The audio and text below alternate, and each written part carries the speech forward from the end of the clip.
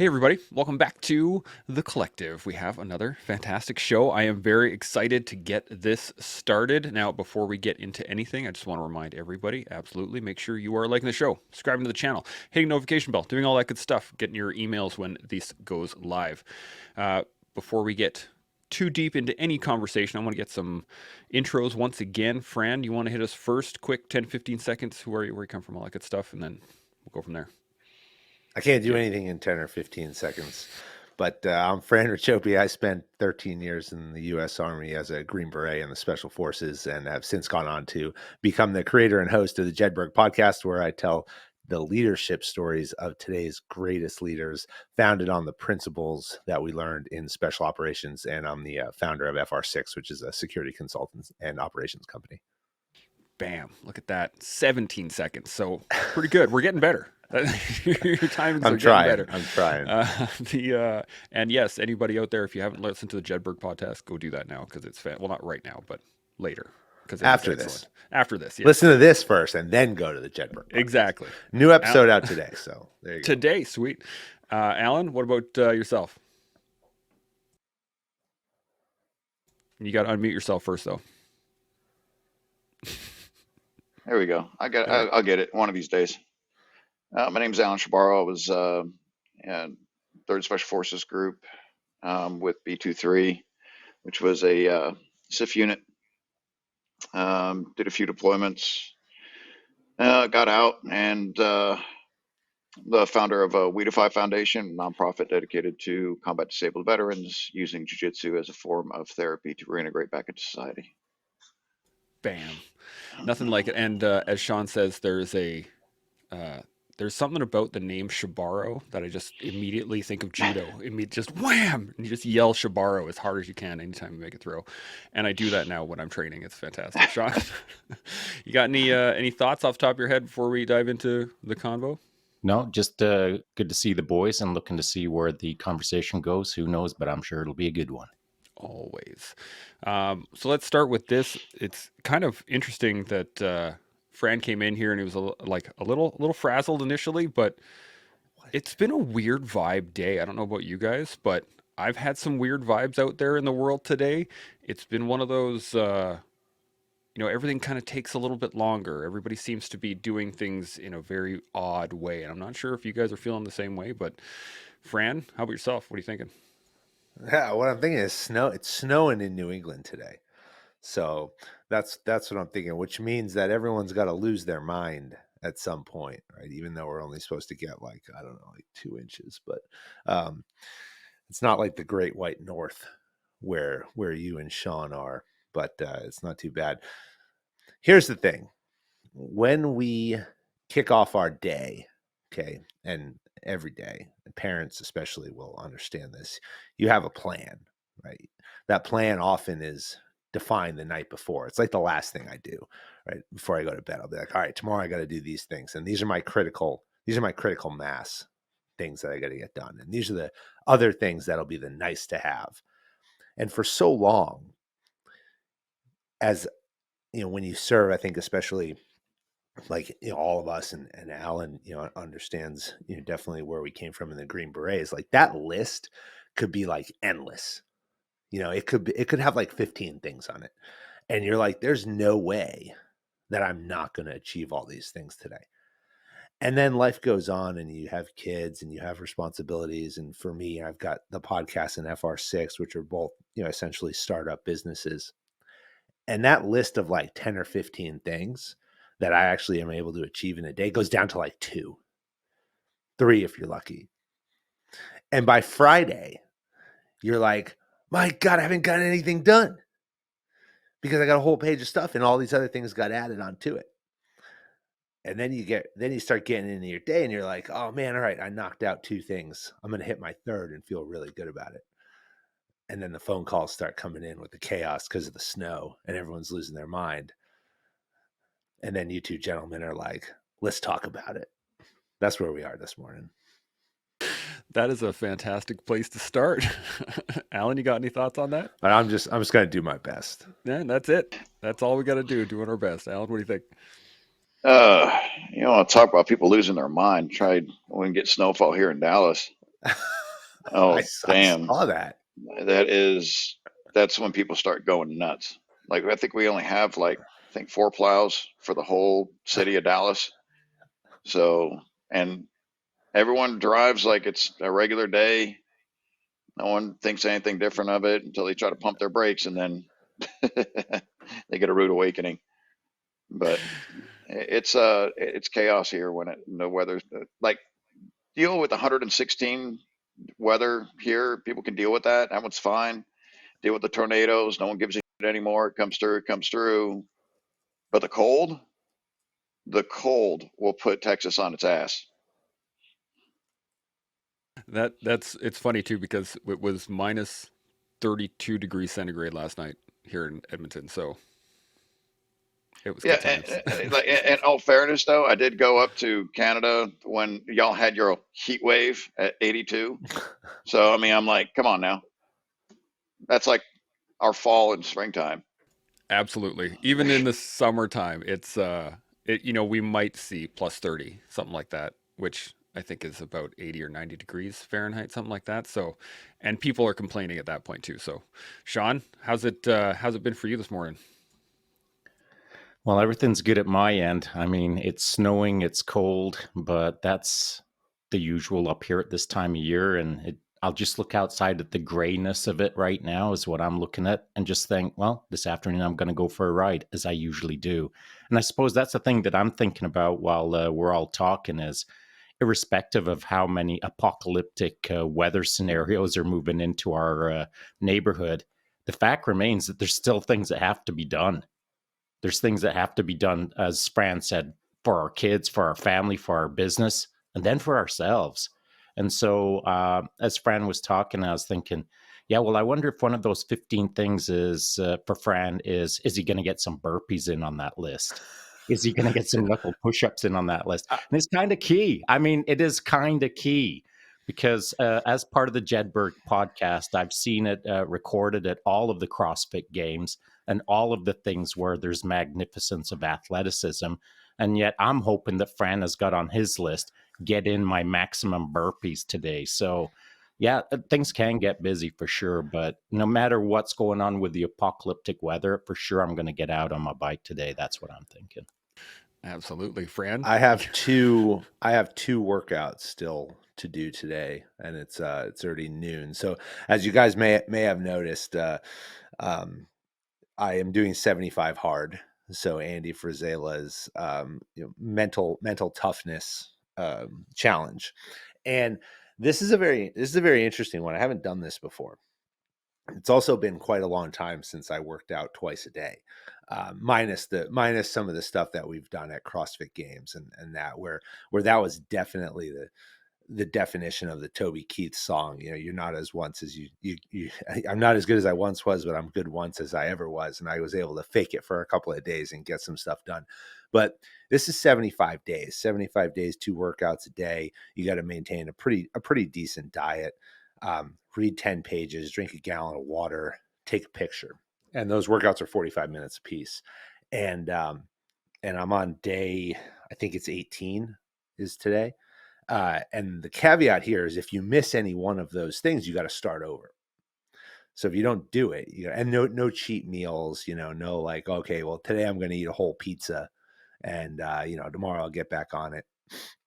So it's been an interesting, it's been a very interesting journey just in 17 18 days, where it really does transform your mind, and it transforms the way that you think about the amount of things that you can accomplish in a day. And I kind of led with that, right?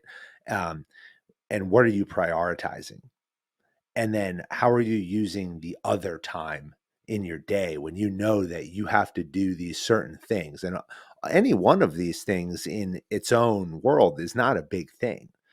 And even after about a week, you realize that all 5 or 6 of these things that you have to do really actually doesn't take that much time. But you have to find ways to focus your energy and focus your attention on those other times. You hear a lot of people, people I've spoken to, Jason Khalipa. He wrote, his book is called, CrossFit champion Jason Khalipa. His book is called As Many Reps as Possible. And that's a mindset about when you go do something, you focus on that one thing. You put everything you have into that one thing. And then when you go on to the next thing, you leave that other one behind, you move on to it, and you focus on that one thing. And I've really tried to apply that over the last couple of weeks. And in addition to not only feeling better physically, um, I feel much better, much more focused, much more able to achieve the things, and then just have to manage expectations, my own expectations of what I can achieve in any one day. So, um, long comment to Shaun's point. Yeah, I still probably have to knock out a couple series of burpees here later on. That'll be good times. We're looking forward to watching. Let me tell you that. I was doing burpee pull-ups yesterday. Those really Ooh, suck. those are. I don't think I could pull those off right now. I'd have to work up to that first.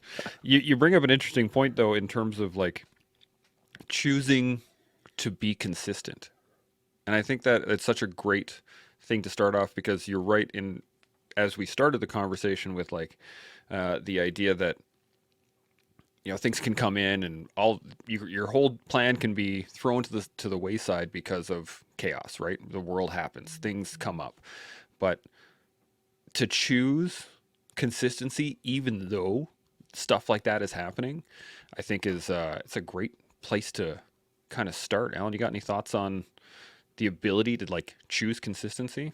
Make sure you unmute yourself though before you start talking. Here we go. I think the only time that actually like get away from that is injury. Like everything stays. That's my biggest thing. Is now I've been a lot more adept to understanding my injuries and listening to them. So even if I have, um, so if you heard of like the Bulgarian squat program, 2 months, 2 to 3 times a day squats, 95% of your 1 rep max, and it's brutal. No, And that sounds horrible. it is. But the most amazing part about it is that your squat will go up by about 20 to 25% guaranteed. It's incredible the results. But one thing that I did realize is that pushing yourself through injury, that caused me to go back a lot more um, than the benefit could have allowed. So if I would have like, I understand the whole methodology of being consistent and pushing through. The where I stop though is injury, and I've learned that the hard way. So I will do that up to a certain point. I'll find alternates to do it. Like if my shoulder is starting to ping and starts to increase on the pain, then I'll drop that and go to like air squats, or something like that, where I can actually like make up at least the cardiovascular side and keep that up. But um, I've been really good at finding alternatives to stay consistent, but not with the same program that I've like. I'm going to start this and I'm going to finish it just like this. Everyone's got a plan till they get punched in the face. So for me, injuries is that punch in the face.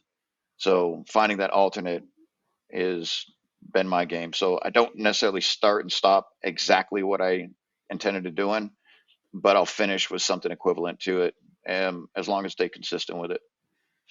That's a great You point. know what I call that? Because I go through this, Alan. This is a good point. I call it what I tell myself in those moments is live to fight another day. That's always what I tell myself, because I default to stupid all the time. It's like, oh, I got, another 3 minutes of this run, and the Peloton instructor's telling me to, give it everything. And I'm like, but I got like another workout in like 2 hours. Right. And am I going to destroy my back because I got two herniated discs that are already on fire and my legs are burning? So maybe I take it up just one notch. Right. And then I'll tell myself, live to fight another day. Same for like the CrossFit stuff, right? Like CrossFit, we could argue all day long. Is it healthy? Is it unhealthy? Who's going to tell you you're going to get hurt? Or can you, actually back off and focus on the fundamentals, focus on the foundations, learn the technique, focus on it. I tell myself that all the time when I'm like, oh, I could add another 20 pounds on here when I'm like barely getting it. And then I like, wait a second, live to fight another day, do the rep better so I can work out later or tomorrow. Or I'm going to end up down. And I only know that because thrusters back in the day landed me in the ER with injections in my spine. And then, as you said, Alan, right, you're laying on the couch for the next month going, I can't even walk. Why'd I do that?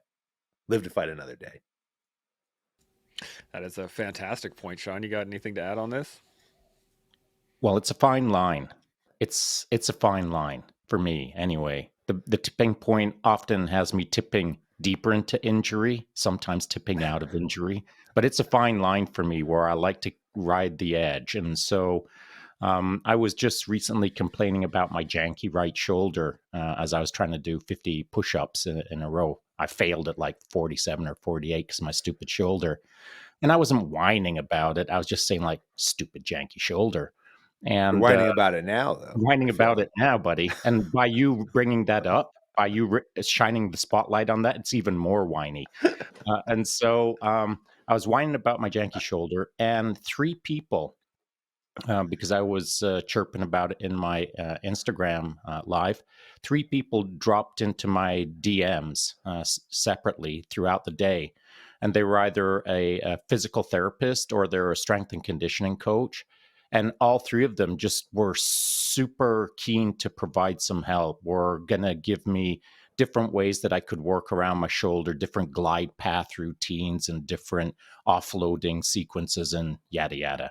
And so, three people who I've never shaken their hand, but I know through the social medium that they were really keen to help out. And so, here's the thing that I was thinking about as you were talking, Fran, is yeah, live to fight another day for sure. But sometimes I just like go all in, and I think that we all need to do that from time to time. I'm not saying regularly. Yeah. I'm just saying from time to time, and so that's how I find podcasting to be easy now. Because last year in 2023, we were going freaking hard every day, whether we liked to do it or not.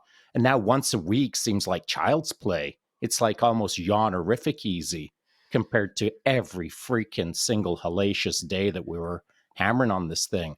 So it's all contextual, right? I mean, if something's really hard, you do it long enough, it becomes easy. And that's just like any injury. If the injury's bugging you after a while, sometimes it kind of tones down and you just start ignoring it. But what is the line? What is the line that you live to fight another day or you just keep on going hard? Well, sometimes we can't even see it ourselves, just like it took three people from the social interspace to say, hey, I can help you with that. And that made me sit back and think, I should probably do something about this. I've been ignoring it for so long. Stupid janky shoulder is generally what I call it. So, if we can't do it ourselves, then the people around us, when they're tuning in and saying, hey, fight to or live to fight another day, it's time to pay attention, I think. That's a great point. Fran, you got any thoughts on this? Where's the line? Yeah, there's so I mean, I have 2 points. So number one, I had a chance at CrossFit Games to interview this guy Spencer Whitley. He's a British. He was in the British military, and he lost a good portion of his leg in an IED attack in Iraq, and he's now like in the elite masters division, in CrossFit, not in an adaptive category. In like in the elites, it's really really impressive. It's crazy. Um, and he's like in like the top 10. Um, and he has a really good line where he says, if you were to go to a running in England, they call it a running club. We would call it a running group. But if you were to go to a running club and you were to say that we're going to go hard every single day, we're just going to go out and run as hard as we can every single day, that would be stupid. And so when you approach your training, you have to have that same mindset. And you got to go out there and you got to say, okay, I'm going to threshold my training. And then a couple of days a week, I'm going to come in here with an attitude, and maybe I planned it or I didn't, of I'm just going to get after it and give it absolutely everything I have. And you're going to grow in those moments, and those moments are going to continue to reinforce that, but you're also going to be modulating enough times what your training is. And I always keep that in the back of my mind too, because I always want to make sure too that I'm not telling myself too many days in a row, don't go hard. Because we do. We need to push ourselves. We need to force ourselves to do hard things, and we need to feel that on a regular basis in order to make those improvements. And sometimes they're planned, and sometimes they're not. The other point that I would say is when we talk about fitness, whether it be mental fitness, physical fitness, emotional fitness, the more we've refined those skills, the more we understand our temperament, the more we know our character, the more we know the better physically fit we become, the more we can modulate that in micro doses, right? So if I'm woefully out of shape, right? Any run is a hard run. Any weight is a heavy weight. Well, the more fit I become, well, now I can make micro adjustments, which I'm going to feel the effect of those micro adjustments. And then I'm going to be able to modulate my training in smaller doses. I'm going to be able to go a little bit harder to get a little bit more. I'm going to take off a little bit to feel possibly a lot better. So I have more control because I understand myself. Whereas if I'm out of shape, there's these massive movements that have to occur in order for me to have a change. Same for your mental and emotional fitness. If I understand how I react in certain situations, if I know what my response is going to be, if I'm attuned and have humility to understand what I know and what I don't know, then when situations arise, I can control my responses. I can control my emotions. I understand this situation right now that I'm going to go into is going to piss me off.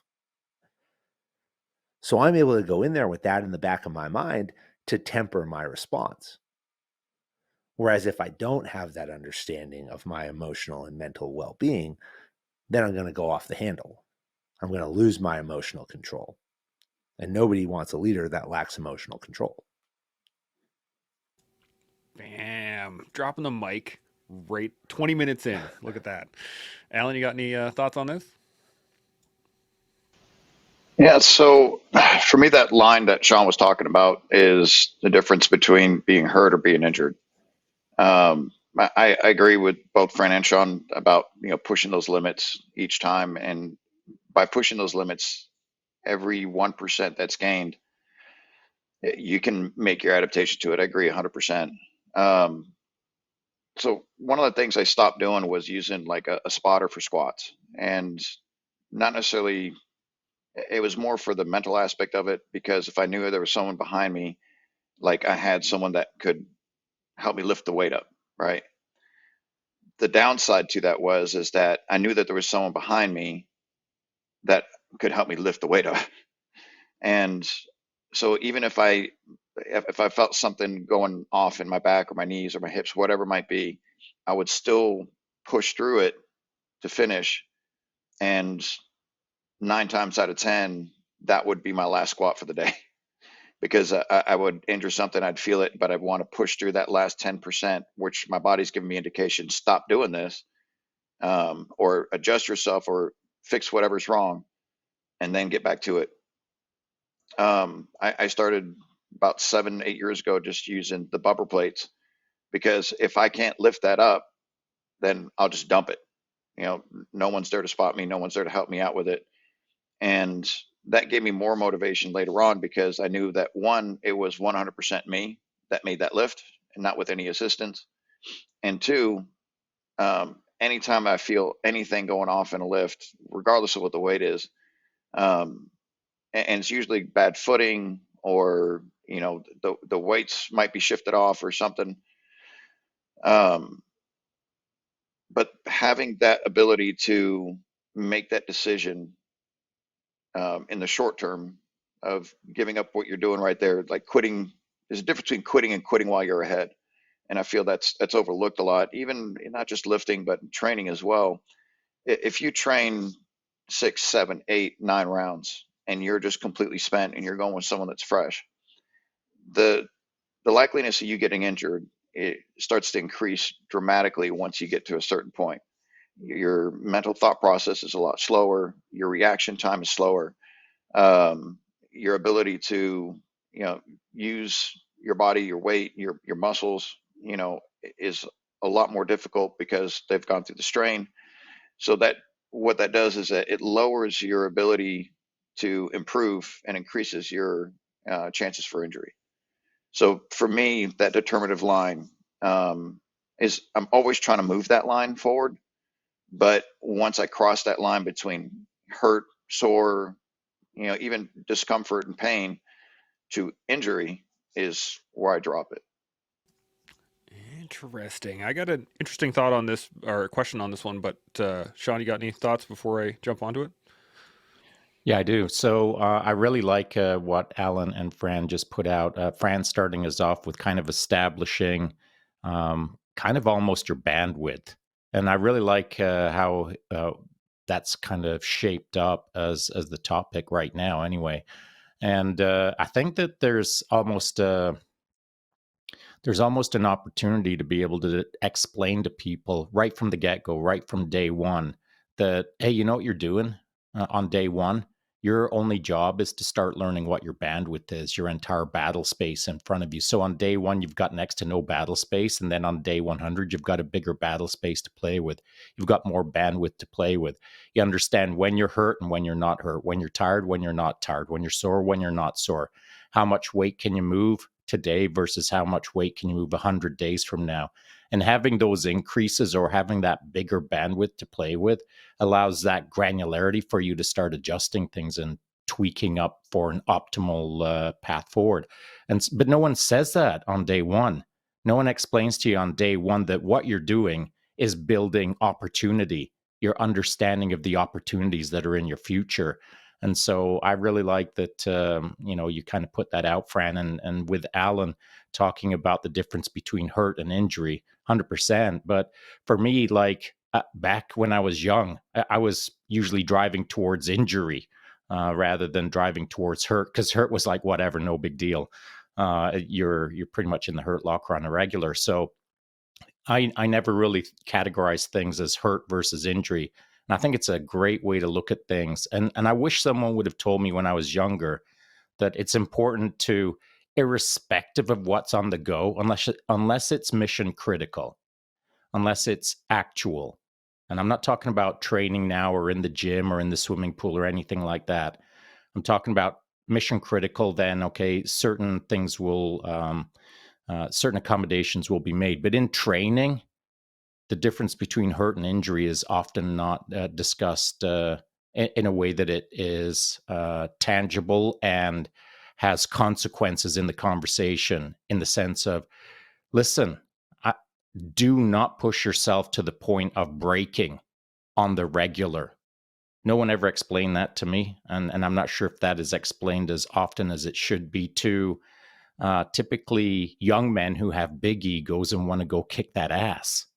That was me. But I at any cost is kind of how I thought. So I wish, again, that someone had explained to me the possibility of this. You learn more and therefore you can play more. And also, while you're out there playing more, draw the line between hurt and injury. That is it brings up a whole nother interesting question that I'm gonna hit you guys with right now, is the fact that if there is a when I went through training, that concept was used. Are you hurt or are you injured? Right? I was asked that by instructors quite often. And a lot of times it was never explained, so you just kind of internalize it as like, oh well, can I move? Yeah, okay, then I'm not injured, right? Like it became this. I just don't want to go to sick call. I don't want to lose out on training. I don't want to lose out on the opportunity that were being provided in terms of the stuff that we were going to be doing that day.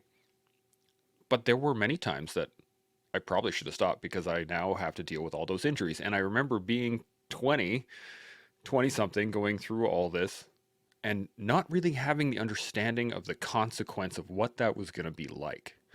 Like, nobody explains, or maybe people do explain, but we just don't listen as 20-year-old dudes when they're like, you're going to smash up your knee and you're never going to walk again, or never going to walk the same again. We don't really understand what that means because we don't have the experience to deal with it, if that makes any sense. And I'm wondering, Do you think that it has to do with the mentality as a 20-year-old with just the lack of experience, or is it more just the ego at that age? Fran, what do you think? Yeah, this is not a black or white answer, and this is not a it's not a linear function either. Meaning that there's a lot of variables that go into this. And so, yes, as you guys were talking, I was continuously reminded of all the times I've been asked, "Are you hurt or injured?" or asked others, "Are you hurt or injured?" and then told them to either get out or suck it up and perform. Um, that being said, it is when we use the phrase either internally to ourselves or to others, "Are you hurt or are you injured?" Make a decision. We are asking that question with the removal of the assumption of non-stupidity. Okay. So what I mean by that is we're assuming that the person that we're talking to, and it may very well be ourselves, is not going to be stupid in the way they assess their their situation, right? And what do I mean by that? I mean that, will I do further damage to myself, possibly irreparable, or something that will not allow me to come back again tomorrow if I perform, if I continue to do this, right? We expect that somebody's going to say, if that's the situation, yes, I'm in fact injured. um as we get older, to your point, that threshold lowers, not because we become weaker or we become less physically fit or anything, but because we benefit from this term that I have called effective intelligence, which is our ability to understand the experiences of our past, which helps shape our decision making in the future. Where I know, hey, remember that time I was doing those squats and I said I can do 2 more, and then I ended up in the hospital. Yes. Okay. Well, now next time when I have that feeling, I'm going to say, you know what? I don't really need to do those 2 squats, and I'm going to stop. Am I hurt? I don't know. Am I injured? Probably not. Right. So my decision making changes as I have experiences, which often come from being older, but it's really about having experiences that are then going to inform and shape your opinion. Why do we use the term "Are you hurt or are you injured?" with youth? I think that's where you're going with this, is with youth athletics, with those who are younger. And I work with collegiate and high school athletes. And we default to "Are you hurt or are you injured?" Not necessarily out of a physical, because it's a physical question. It is a mental question. Because what we're trying to do, whether we're developing young soldiers, whether we're developing young athletes, young men or women, is we want, and I've had this conversation with my daughter. She's 14, and a freshman in high school. And I've asked her this question. And it's not necessarily us asking the question because there is a concern, but about their physical being, right? We want them to seek treatment if they are in fact injured. But what we're really trying to do is develop the mental aspect and the mental toughness that is going to be required not only in the performance of physical activity, but in life. Why do we default to fitness? Why do we tell people in fitness to do hard things? Because it translates. It translates into the rest of your life. It translates into everything else that you do. We get knocked down. I get knocked down every single day in the podcast and in my business, every single day. But just like when I'm wheezing, doing burpees or running, I get back up and I do another one, because that builds mental and physical toughness and resilience that's going to permeate into in everything else that I do. I've been told every day this week by sponsors who have told me that they were going to support the podcast in 2024. I've been told 5 times this week they're backing out. Crushing to my soul, crushing to my business model, to my projected P&L, to my concern about being able to continue to do the things that I want to do. But you got to get up and keep going. And so the first conversation I'm having this morning is, hey, get the next episode out, because we're going to reach another audience. It's going to open up more opportunities. Who else is on the conversation list? Let's go. Figure it out. And that comes from things like, I fell off the box last week, 2 weeks ago, doing box jumps. We'll get back up and do it again. My hand still hurts, by the way, and it's been like 2 weeks. But whatever, you got to do it. Who's whining now? This is the great. I'm still whining about that. This is fantastic, though. Awesome points, Alan. You got any thoughts on this at all? I do agree. But even the example that you were giving, you so like I was saying, it's one of those things where, like for example, if I at the risk of injury, I'm gonna find something else to do so I don't increase that, right? Um, so let me back up. There's 2 points that I really agree with. One, you have to understand that, understand your audience, whether they're able to have the intelligence enough to recognize and be able to differentiate between being hurt and being injured. I don't think that, especially at that teenage where, nothing, they'll knock down any barrier, and they have that, mental capacity to make it through anything. And if they hit a wall, go through it. But that can also lead to long-term damages if it's not understood in that sense. And I'm kind of getting into the nitty-gritty on this, but for example, your example about the sponsors that you thought you're going to have, the 5 of them. If you were going to maintain, well, get back up and do the exact same thing again, you'd still be chasing the same sponsors. But your plan right now is, let me just back up, find another route, and find another sponsor instead. You didn't even think twice about it. It was like automatic right away. So that's what I was trying to actually allude to before, was not necessarily giving up on it, but finding an alternate route to get through it and push it through the different aspects of life and so forth. It's when you're pissing coffee, that's your body basically saying, you have your engine light on. You know what I mean? Pay attention to that. Don't ignore those signs. It doesn't mean that, you stop working out for the rest of your life. It just means, okay, this is what I did wrong here. I didn't, hydrate enough for X, Y, and Z.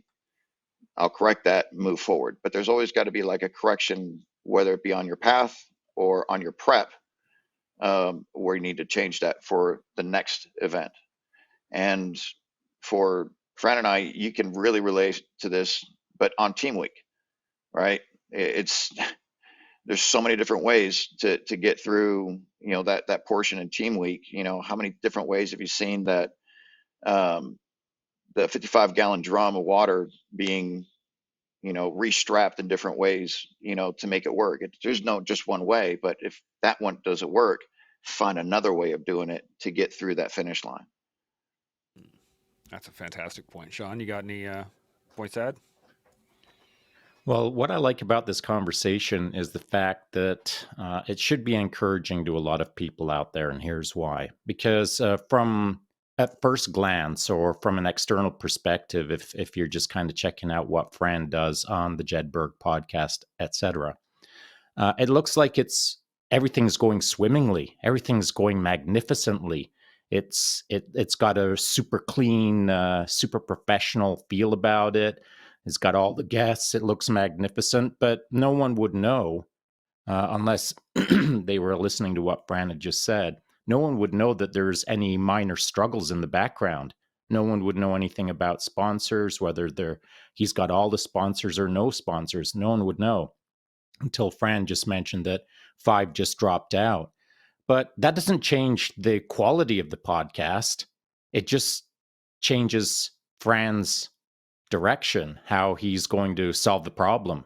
And so for the external user, or for the person who's viewing it as a casual podcast observer of the Jedburgh podcast, they wouldn't be any wiser to the fact that there's any background struggles.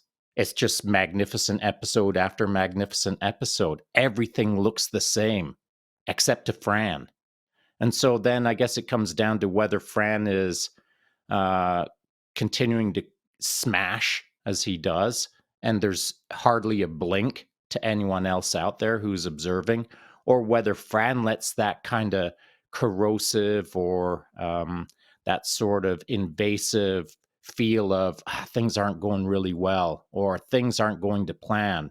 And then it starts kind of infecting his future episodes, whether it's through tone or attitude or through, not as positive or whatever the case is. If Fran just starts getting worn down by the fact that things aren't going like Fran wanted them to.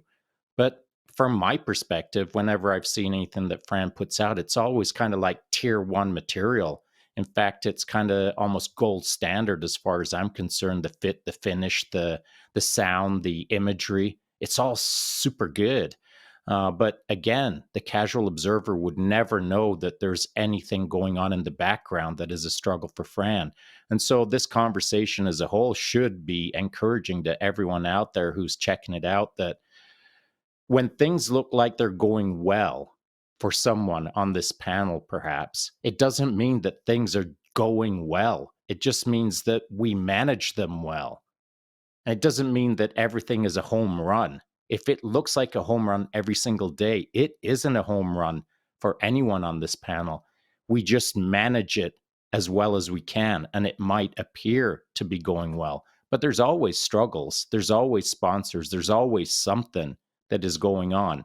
And so I think it's great that, Fran, you dropped that on us. And of course, I know you're going to sort it out and continue on smashing. So it's a non-factor. But it's good for people to hear that not everything is rainbows and unicorns when it comes to this kind of stuff. Absolutely, Fran. What do you got? Yeah, it's never going to be. And thank you, Shaun, for those kind words. It's super motivating. I mean, it's always, you talk about impact all the time, and it's awesome to know that there's impact out there. And I always say that if we're affecting one person, then we got to wake up and we got to keep going. And I know you guys agree with me, as you've built this over the last couple of years. But how do you do it? Right. Because there's somebody who's going to listen to this is going to sit there and they're going to say, okay, well, I've got these struggles in my life. I got these things I can't figure out. How am I actually going to go do that? And I think, there's a number of different factors there, right? Number one, it starts with a vision. What do you want to achieve? What do you want to achieve? What do you want it to look like? Do you have a goal? Maybe there's an end point. I think it's interesting. We can talk about goals versus vision. We can have goals, but the vision to me is more of an idea, and that vision then becomes that guiding light, because that vision creates a mission. The mission is our path, the things we're going to do, the way we're going to achieve it. How am I going to get there? How am I going to get to this goal, this endpoint, this utopia, right? Because visions often are not, some crappy dark hole in the middle of nowhere, right? So if you have this vision and then you create this mission, and every day you wake up and you're like, I've got to do these things along my path to get to this vision, then we start to execute on some character traits that Alan talked about. Humility. Let's start there. Something happened. Why am I rebuilding my apparatus of water cans for the fourth time? Right? Why am I rebuilding my deck, my pitch deck, for the third, fourth, fifth time? Something's not working. What is it? I got to look internal. I got to understand where the problem is. Maybe it's me. Maybe it's not. But we got to have that conversation. Maybe we're not doing it right because we're getting the same result. From there, we got to be resilient. Once we understand and accept that there's a problem, internal or external, we got to be resilient to want to find a solution. So we got to get curious. What's out there? What can we do? How can we do it? What am I not thinking of? What are the resources? Who are the people who can help me? Bring them in, talk to them, figure it out, get some advice. Then we got to be adaptable, because that curiosity is going to allow us to be adaptable to create a new solution. What we did wasn't working. Okay, no problem. Let's find a solution that is going to work. Change what we're doing. If it doesn't work, we'll change it again. And we'll keep changing it until something does work.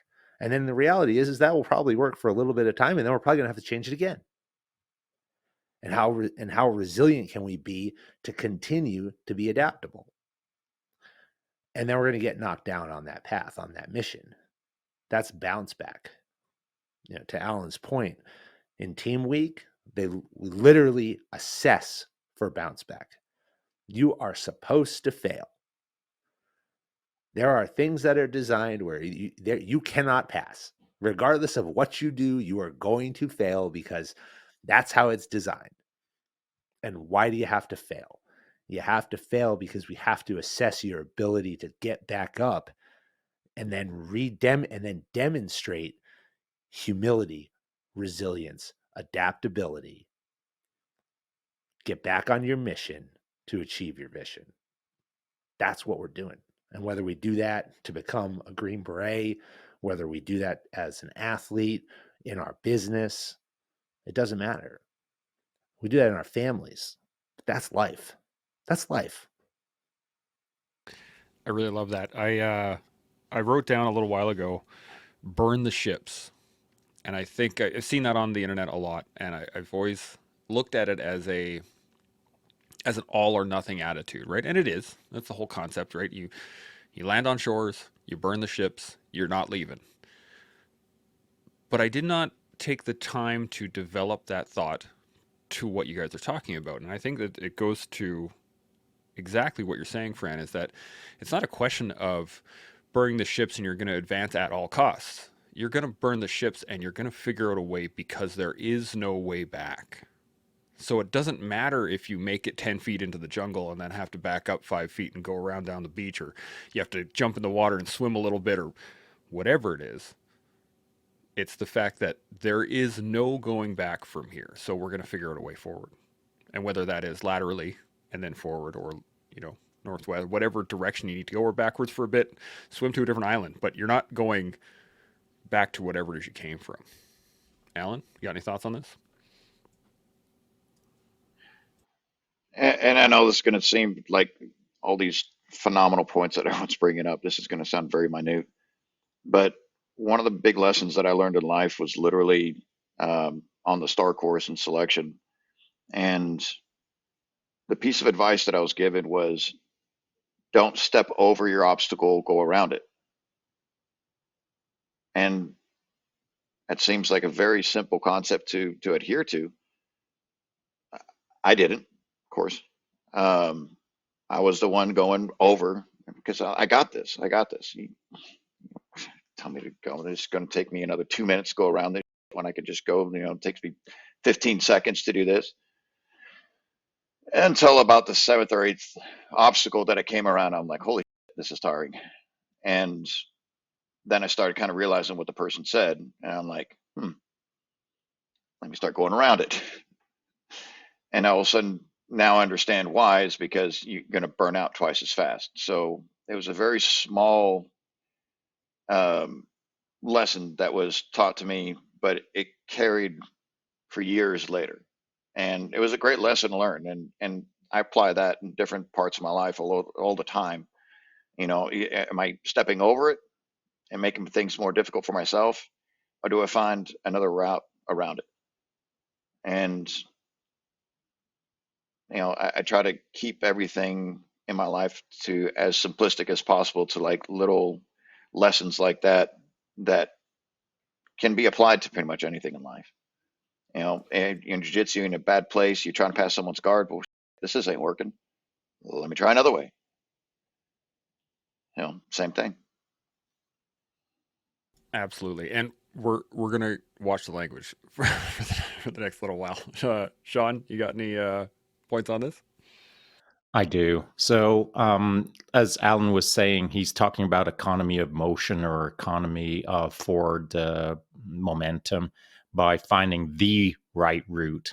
But in order to find the right route, you've got to find a bunch of wrong routes in order to understand what the right route is. So it takes time. Just as Alan explained, he had his way, and he thought his way might be best for Alan. And then 7 or 8 iterations later, he realized that for economy of motion, he's going to start maybe going around some of those obstacles from time to time. But that's how we learn. That's how life goes. And now Alan has that lifelong lesson because he was paying attention to the details of the moment rather than being pig-headed and always going over the obstacle because that's what Alan wanted to do. He was improvising, adapting, and overcoming and learning the lifelong lesson.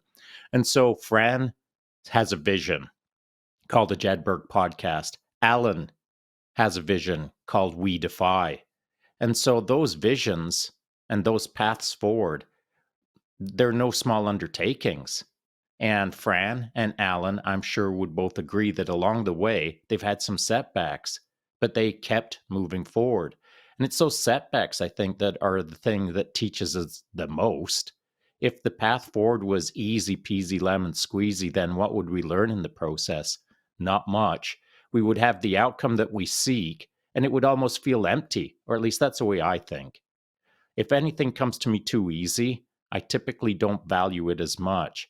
If something is super duper freaking hard that I think that I'll never freaking accomplish, and somehow I get real close to it, that's the stuff that's worth all the gold in the world to me. So when things are hard, and sometimes I'm going a little bit backwards, eventually it all gets sorted out.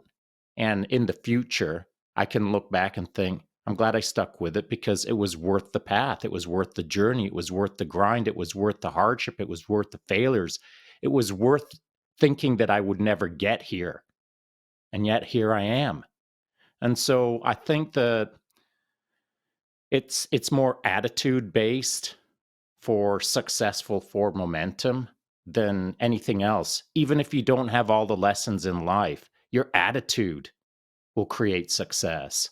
If you're 20 years old and you haven't walked a bunch of paths yet, your attitude will let you walk a whole pile of paths. But it's typically a positive attitude, not a I'm gonna at any cost I'm gonna accomplish what I'm gonna accomplish. Because that ain't enough. You kind of got to have a good positive mindset in order to get a little further down the path. And if you don't have a positive mindset, somewhere down the path, you're going to get taught that lesson that you can't negatively earn your rewards. You can't negatively get your outcomes. Somewhere down the path, you've got to flip it around and start focusing positively on accomplishing the vision that you're seeking, just like We Defy or Jedburgh podcast. And again, if setbacks show up, as long as you're positive minded and you have a positive goal or a positive vision, it'll get done somehow. At least this panel will somehow get its thing done because it's quality people who have learned how to positively move forward. And not everyone understands that. I think it's something that's learned through hardship, adversity, through a week of training, trying to become a Green Beret, where you're not allowed to pass some things, where you're expected to miserably fail, where there's definitely a point in that week where you're questioning yourself. Do I even belong here? Do I even want this? Will I even survive this? These are all great moments that not everyone gets to appreciate in the full intensity of a hell week for a Green Beret. But I think everyone in life faces these kind of things to some degree, whether it's minor or major experiences. But it's never explained in a way that a person can keep moving forward positively to see their vision. And I don't know why that isn't explained as casually as we're sort of talking about right now on the regular out to the internet. So maybe there's some direction we can take this conversation for maybe a 20-year-old man or woman out there thinking about how do I do it better in the future? That's a great question, Fran. I'm going to come to you first. What do you think? I think that yeah, I talk about this concept of drive. And whenever I talk about characteristics of elite performers, I start with drive.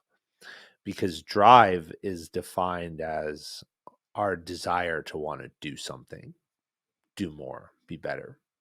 If we don't wake up every day with a drive to want to do something, then nothing is going to get done. That's just the reality. We have to be driven to want to, whether it's make change, achieve something, it doesn't matter what it is. You got to want to do it. And so if we wake up and we set a vision and we set a mission and we're driven to go do those things, then in essence, for almost anything we do, we've chosen. Okay, we've chosen to do. We have choice. We have agency. Yes, there are things in life that we don't choose. I get that. But most things in life, we have a choice. And so if we're choosing to do something, why wouldn't we do it to the best of our ability? And I remind myself about this. I was last night. It was 10:15, and I'm on the treadmill on a progression run. So, you start out slow, and every few minutes it's ramping up until the last few minutes is like a sprint for 45 minutes. And I'm getting in the last minute, and I'm start feeling bad for myself. And then I said that to myself. I'm like, I chose to do this. I chose to be here. This is not a have to. So if I choose to do something, then why would I not give it everything that I had? And that's a question that I would pose to young folks, anyone, whether you're young or old, whatever your goal is, whatever you're trying to do. Whenever you wake up, we're coming into the latter half of January. So what does that mean? That something like 80% of the people who woke up on January 1st and were like, I'm going to do this, are going to quit. Okay, well, I mean, why? You chose to do it. So why would you quit? It doesn't make any sense. That's not what you do in elite organizations. That's not what elite performers do. They don't negotiate with themselves. They don't find a reason not to do something they chose to do. You got to do it. Or go choose to do something else. Man, you're honestly, I don't know why you're not running this show. You should be, because you're dropping mics. I got my own that. show. You guys, yeah. I like coming on yours because I get to talk. I don't have to worry about anything else. That's fantastic. Alan, you got any thoughts on this? No, I agree with everything you just said. Whatever your task that you have in life, do it to the best of your ability. Um, and it's strange in this crowd that we have in this room right now, talking to each other. We all have that sense of determinism where we are determined to do this for no other reason. It doesn't even have to be getting ready for a championship. It doesn't have to be ready for your 100-miler bike run, or nothing of this matters. It's in the end, the worst thing that's going to happen is that I'm going to better myself accomplishing this, and it's irrelevant what it is. And so I think the main thing is, well, there's two things. One, how do you achieve to implement that type of mentality into somebody that doesn't have that mentality and doesn't know that's going to better themselves in the long run, doesn't have any type of sense of measurement to fall back on to see that they're improving, that it's going to improve, and compound interest later on in life, or even the short term. Um, I think that's probably the most difficult part of this. And um, as much as coaches, especially, try to avoid their athletes being injured or trying to keep them in the sport, because that's one thing about jujitsu. It takes time. It takes so much time. There's so many different technical aspects to it, and time on the mat is what's needed. But one of the hard things, especially for the white belts and even blue belts, because one of the most common things that you see is blue belts quitting. they finally achieve a different color, they feel that they've met their mark and they're done. When there's so much more to be learned. But it's difficult when you're in the same class and everyone's increasing at the same time. You really don't feel like you're improving much. And, so I think this is one of the reasons why um, it's a lot easier to see, like, for example, financial benefit because you see the results of your work and what they achieve immediately in front of you, something substantial where you can actually see it happening versus, you know, something physical takes a lot more time to develop. So I think just on the $1 million question that came out of what Fran was saying was how do you implement that type of mentality into somebody that doesn't have it or doesn't have the experience or the life lessons to experience that? Because the bad decisions, those are the mistakes that you learn from. Well, they're also bad decisions make great stories. So I got a lot of stories. But with that being said, I mean, you have, how else do they experience that? How else do they go through that without risking, the possibility of them being injured long term? So I think that's probably the $1 million question on that. You got to 100%. be realistic. I think you got to be realistic in your goals. You got to be realistic in what you're trying to do. I'll give a couple of examples, right? If you're, well, I mean, first of all, like to be, someone might get mad at me to say it, but like, you know, you didn't get fat in a day, you're not going to get skinny in a day. Okay. But you also didn't wake up one day and go, oh, I'm going to eat, trash for breakfast, lunch, and dinner. It started with like, I ate some bad stuff today. And then over time, I ate a little bit more and then I ate a little bit more and I worked out a little bit less. And all of a sudden, I'm fat. Okay. Well, if we're going the opposite way, there's only a very small percentage of people who can wake up one day and say, tomorrow, I'm eating 6 small meals. I'm going to portion out my food. I'm going to have protein shakes at 3 of those and a handful of nuts and a fruit. And I'm going to eat, 6 grams of fish at night and 12 egg whites in the morning while I work out 2 times a day. Okay. There's like 1% of people who can do that, go to bed on Sunday after eating a pizza and wake up on Monday with the latter attitude. So where you got to start somewhere. So you got to do something, take one step, do something that is actually achievable. Because if you're in the 99% of the population, okay, and I'm using the example of fitness or weight loss, as an extreme example, but you could apply this to anything that you want to do. Okay, well, I want to make $1 million this year. Great, we all do. But if I don't find a way to make $1, I'm not going to make $1 million. Okay, because whatever I did to make $1, I have to do 1 million more times. Okay, like, so if I don't have something that gets me $1 and then $10 and then $100 and $1,000 and $100,000, I'm not going to make $1 million. But if I just go to bed at the end of the day and go, I didn't make $1 million today, let me try again tomorrow, you're not going to get there. So we've got to set goals that are actually realistic, that actually make sense. Okay.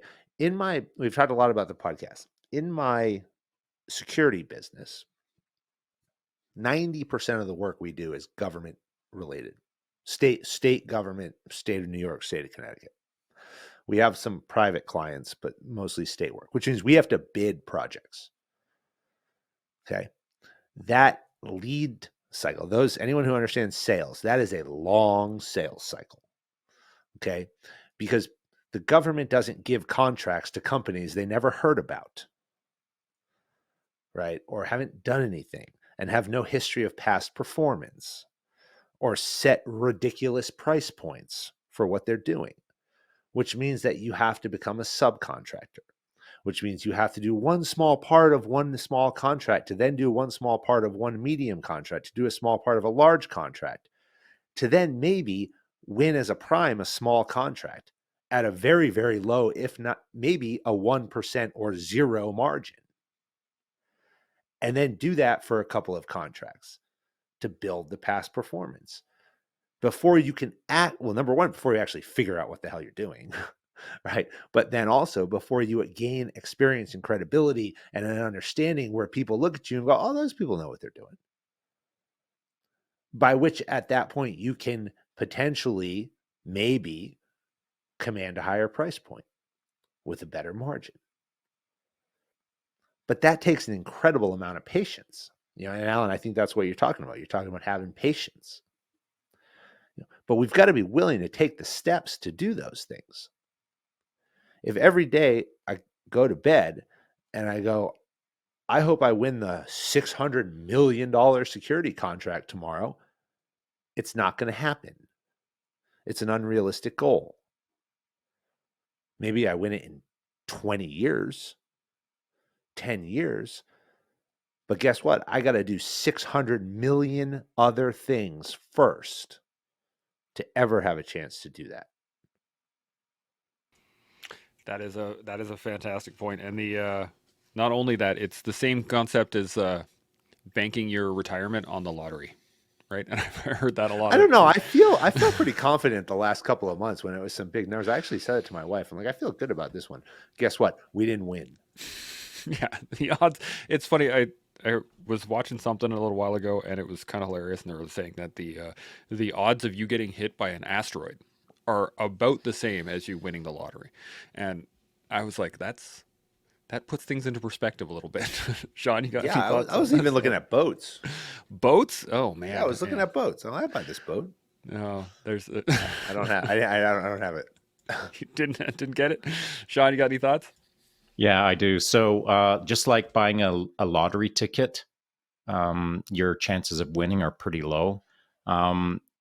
If you're in the game of life and you're not doing anything with your life, the chances of winning are pretty low. And so what is the win state? What is the win that we're talking about? Everyone's got a different win in their mind for today, for next week, for next year, and towards the end of their life. Everyone has a different win state. And so it depends on what game you want to play, I suppose. But if your win state is, I want grandkids, I want to be happy on my rocking chair on the front porch, looking at a sunset and hearing the birds in the trees, if that's your win state, but you're currently living in an inner city in a small apartment, chances are your rocking chair isn't going to fit on your balcony. So now you've got to reconfigure your life to get towards your win state.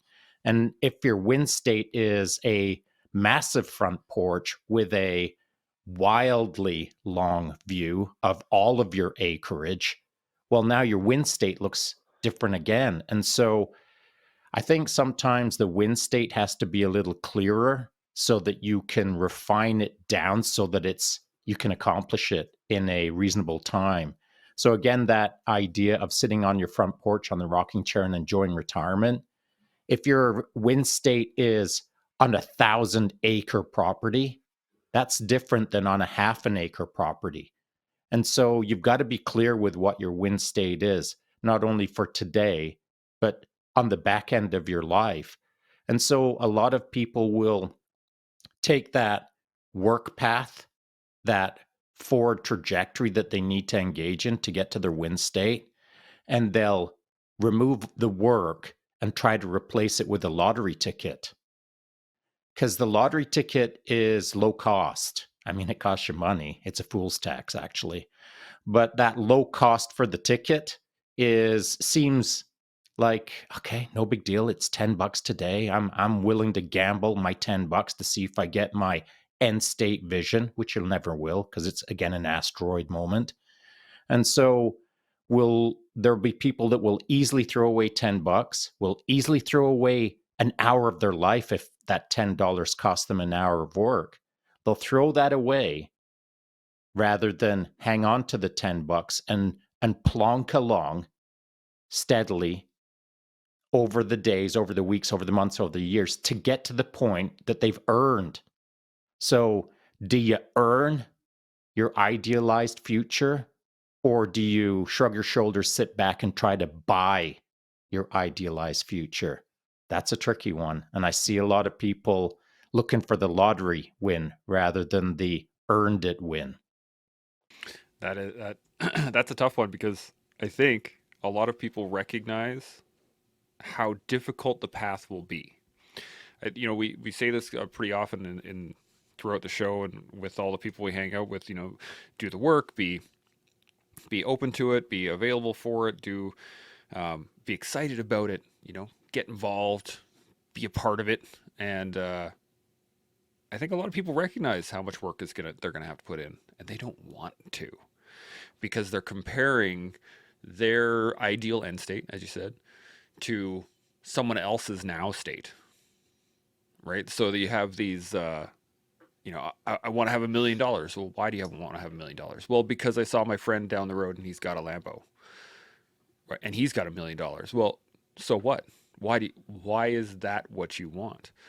And to your point, Shaun, I don't think anybody really took the time to figure out what they want, where they want to go, what that end state looks like. And to that point, then have no concept of how to get there other than I got to get hit by an asteroid. I got to win the lottery. I got to get a massive insurance claim. I got to win that $650 million security contract on my first job, right? It doesn't seem to happen. And I wonder, perhaps we're all a bit older. We all remember a time before the internet where you couldn't just make a viral video and all of a sudden become famous. It was glorious. But yeah, you had to do the work. You had to start. I was telling my wife and my kids the other day that, do you remember full service gas stations? Like, I remember working at a full service gas station where you'd hear the little ding ding and you would run out there and you got to fill up the tank and you got to wipe the windows and it's busy. You're constantly working and you're getting paid nothing. But it builds that concept of work and doing it for the sake of the fact that you're earning what you're taking. And I'm wondering if maybe we've lost that or perhaps didn't pass it on to that next generation as technology evolved, as we became more and more self-serve. Like, I don't need full service and I'd rather pay 2 cents less for gas to do it myself than have somebody come out and do it. Do you think that it is a more or less kind of our fault? Our generation has not passed on that work ethic. Alan, I'm going to come to you first. What do you think? I don't know. That's a tough question. I guess it depends on the context of it. As we've evolved in technology, it's been based off convenience. So, do I need to go to the mall to find this, drive out there, fight traffic, find a parking spot, deal with the crowds at the mall? Hopefully they'll have it. Maybe they won't. And if they don't have it, then I need to go drive around somewhere else. Pull out my map. Maybe if I'm doing some reconnaissance, call them ahead of time. Hey guys, do you have this? Then you get there and so, hey, I talked to Mike on the phone, said that you had this. Oh, well, he's not here. We don't have it. Or nowadays you can go on Amazon. Exactly where it's, the size you're going to need, the item that you're going to need, and it's going to be sent to you. So it's one of those things where, do you deny the evolution of technology and go with it, or do you place its value separately? I think it's harder and harder to differentiate between that, like what you can, hey, I got this, I can do it on my own, versus the convenience that's offered on pretty much anything nowadays. There's a lot more to, and you see this, and just for jiu-jitsu wise, you see a lot of people, they're going on YouTube, or they're getting the newest DVD or stream of new techniques. Well, if they go right away to apply it and don't understand the background behind it, they're not going to understand it's kind of like jumping into like a forward chapter on it. But the person that actually, well, I went this way on this role, this one didn't work, and then the next time I tried it this way with this person, it didn't work that way, but it did work up to this point with this person. Okay, throw away everything that didn't work. I'm going to keep with what does work. On the next person, I'm trying to go all the way up to that point, 1, 2, and 3. I couldn't make 4. Going this route. Let me try this way. No, let me try this way. Yes. Okay, so now I got 1, 2, 3, 4. I need to get to 12. You see what I mean? So the older generation of guys, that's what we had. We had, at least for me coming up, we had 1 black belt in the state, and everything was learned from trial and error. If you get some guidance, but most of it was, and the retention of that and was vastly better than someone saying, hey, do this and this.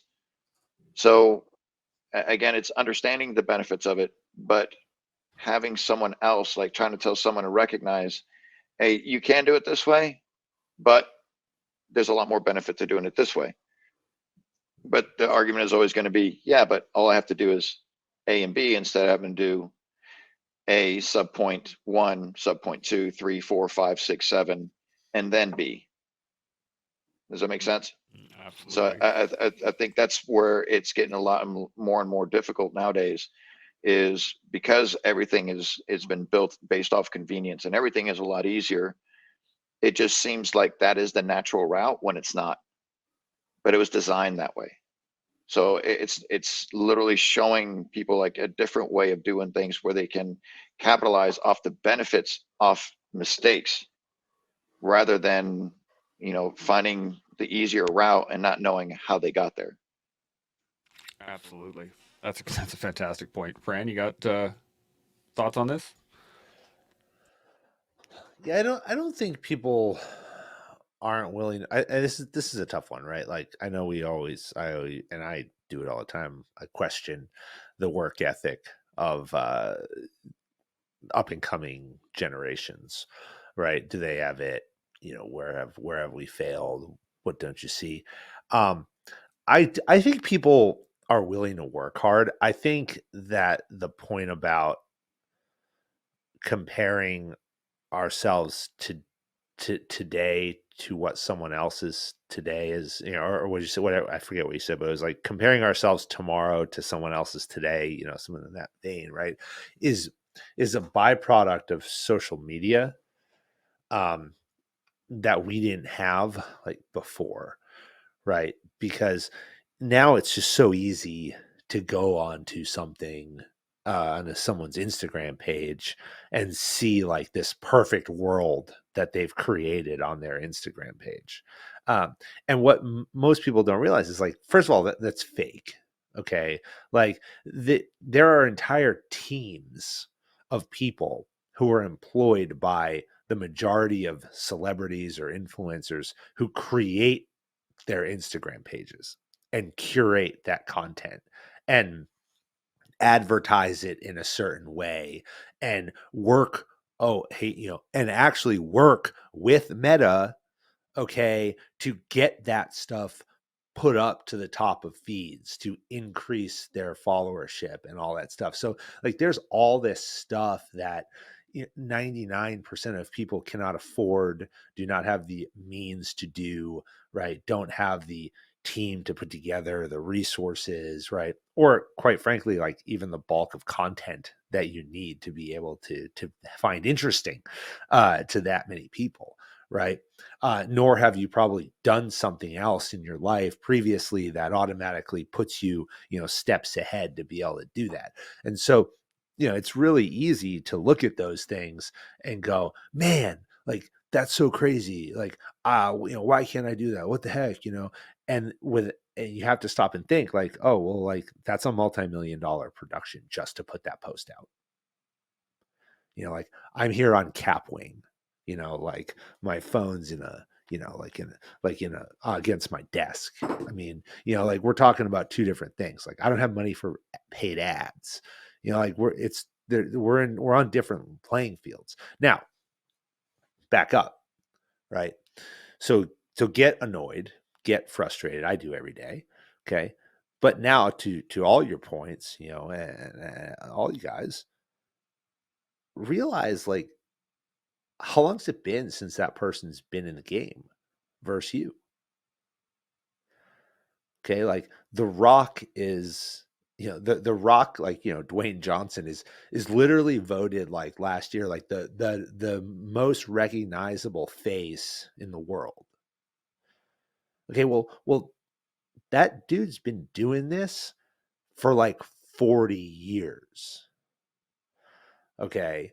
And he started as in WWF, right? Which doesn't even exist anymore. It's WWE, right? But, like, and it has and was an and is an actor, right? And still has this team that produces 99% of the content that he puts out, minus the stuff of him, like, lifting in the gym with, like, Schwarzenegger and stuff. But guess what? Like, you're not friends with Schwarzenegger. So you don't get to do a post with him, you and him working out, right? Like, so we've got to, like, just put into context these kind of different worlds that we live in and the timelines that it takes to get places. Like, it took a year more. It took me a year and a half of bidding government contracts until I won one contract as a subcontractor. A year and a half. Like, every week. Just smashing my face against the wall. Like, and then, but I always had this idea, like, if you win one, you win two. If you win two, you win five. If you win five, you win 50. 2 years ago, after a year and a half, we won the first one. A year and a half ago, after a year and a half, okay, we won the first one. I won 4 last week. Every day was like, oh, we won that. Oh my God, we won that. Oh my God, we won that. Oh my God, we won that. And I did 2 things. I took a second and I was like, oh my God, it's working. Then I was like, oh my God, how are we going to do this? And then I was like, whatever we just did over the last 6 months, double it for the next 6 months. Because we need to win 8 in the next 6 months. But it takes time. And it's super frustrating and it sucks. And it's not easy. But it's not supposed to be. Yeah, absolutely. It reminds me of a comment that Chris Howder made on the show at one point. It's not about who's good, it's about who's left. And it's just that patience to kind of carry on. Shaun, you got any thoughts on this? Yeah, I do. A couple of things, a couple of different topics. One is Dwayne Johnson, or The Rock, came up. And just last week, like a week ago, I was standing next to his footprints in Hollywood, right outside of Grauman's Chinese Theater. I went down to Huntington Beach to hang out with Tier 1 Special Operation Bro Hemo from back in the day. First time down to Huntington Beach, we did all the Huntington Beach things, ate all the fish tacos, all the stuff. And so as I was standing there next to Dwayne Johnson's cement footprints, here's what I thought. I thought they'd be bigger. That's the funny thing about social media, man. Like, social media will create imagery, will create an idea, will create a avatar of a person through this magnificent team that Dwayne Johnson has got going. And then at the end of the day, I'm standing next to his cement boots and I'm thinking, I thought they'd be bigger. And so my disconnect between what was reality of his cement footprints and the idea that I had in my head that they would be size 27s, it just wasn't a thing. He's just another dude. He's a dude who's walked a path and he's put a lot of sweat, blood, and tears into it. And he's gained the experiences that he's gained, and he's gained the advantages that he's got. And now he has a team working for him, and it's all good. But at the end of the day, he's just another dude whose footprints weren't as big as I expected them to be. So that's an interesting thought. The second thing that I was thinking is to Alan's point, how everyone gets into BJJ and they'll hit blue belt. And then when they hit blue belt, a pile will drop out. And it's because they've achieved the thing that they've established as that's notable. The blue belt is the first thing that you get that you're kind of like pretty proud of. And I'm not talking about your first stripe on your white belt, because that's also a moment as well. But blue belt is tangible. Blue belt almost gets a nod from everyone. And therein lies the rub. You get to a point where it's kind of notable, and then you get to decide if you're going to go all the way or you're just satisfied with that's pretty good. And it's cool that someone bounces when they get their blue belt. I'm not throwing anyone under the bus that they get their blue belt and then they bounce.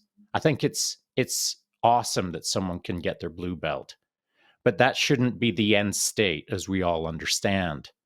Now, I'm raising that point to make the distinction between new generations versus old generations. And I'm not saying that old generations were way tougher and new generations are soft. That's not my point. Here's what I do see, though. On the BJJ mats, you get pressure tested. And in life, that isn't always the case. So you show up to BJJ, every time you show up, it's pressure testing. You think you're going to do something, you can't do it. Someone teaches you that lesson and you learn from it. That's pressure testing. That's accountability. And that's something that I've found has kind of declined a little bit over the generations of that accountability. 100 years ago, there was extreme accountability. Today, there's less extreme accountability. And so I think that the mats are a mat of accountability that not everyone is used to, and therefore they survive to blue belt and then they bounce because they've had enough of the pressure testing. But some people continue on because they love that pressure testing. They love the lessons. They love the failures. They love learning how to do something better. And it's the love of the game that keeps someone in to their purple, to their brown, to their black. The love of accomplishing against adversity. That's what keeps people into that sport. That and many other things, of course. But people who bounce, it's the hardship that had them bounce, or it's the timeline that had them bounce. As Alan said, it's a long path to become good at BJJ. And it's that longevity, that idealized future 10 years from now seems like a long time nowadays versus a couple generations ago. I think that 10 years was less long. And here's why I think that is, because the modern social media, everyone sees that people are buying their third yacht tomorrow and they've only been in the game half a year, because success is kind of stratospheric for certain people out there on social media. And I think that really skews the perspective of a younger generation where they see instant fame. They want instant fame, but there's no instant fame on the mats. You see what I'm saying? Yeah, Mark Zuckerberg is an anomaly. Like, people have to understand that. And there's a stat, and I won't get it exactly right here, but it's like the majority of millionaires are in their 50s. The majority of billionaires are in their 60s. Okay, like, I was a financial advisor when I got out of the army for the first 18 months when I was in business school. I worked at Merrill Lynch. Like, okay, and like one of the things that they tell, like one of the training blocks is like the cycle of like the, your progression and of your financial conditions in life, right? And like when you're in your 20s and like to like mid 30s, like you're not even making money. You're just like barely trying to survive.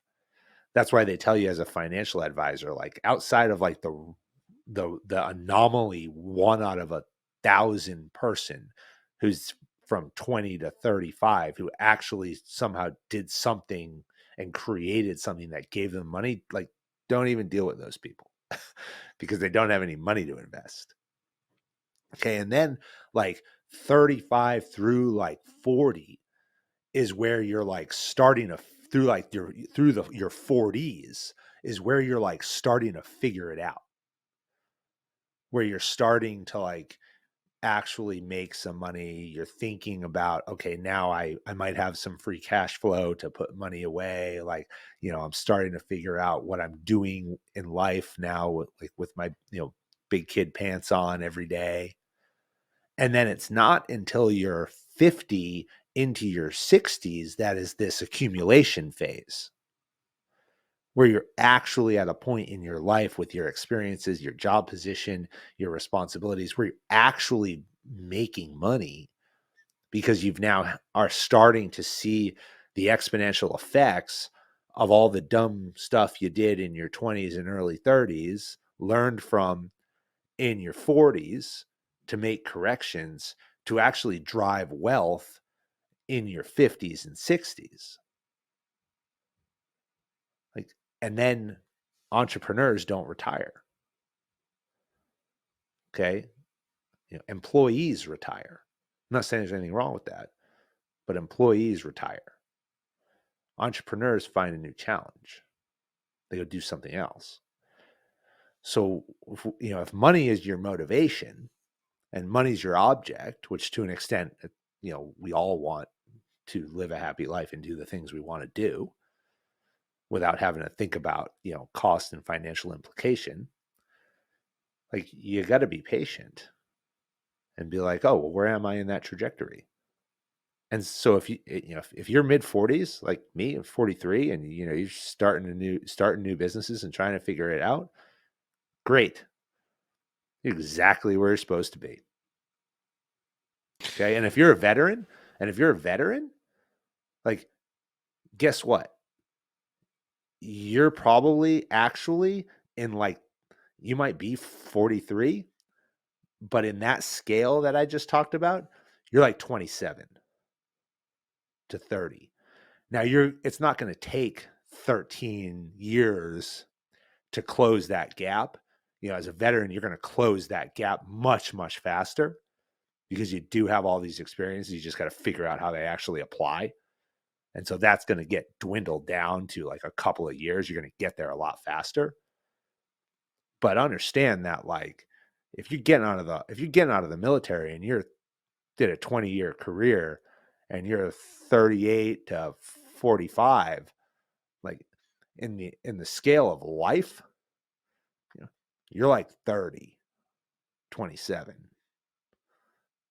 Now figure out how you're going to scale that down and get to work, because it's okay. I love that. That is fantastic. Sid, you guys have been talking about this, and it's been rattling in the back of my head. It reminds me of like cracking a safe. When Alan was going through his whole point systems of like, well, I got to do A, subsection 1, subsection 2, and working through that concept is similar to cracking a safe. You got to spin the dial until you hit the right sound. And is that the right sound, or is the second click the right sound? Perhaps it's the third. Ooh, that one had a bit more of a tumbler effect to it, and then you got to rotate it. Similar with coffee, like you, Shaun, and I have talked many times.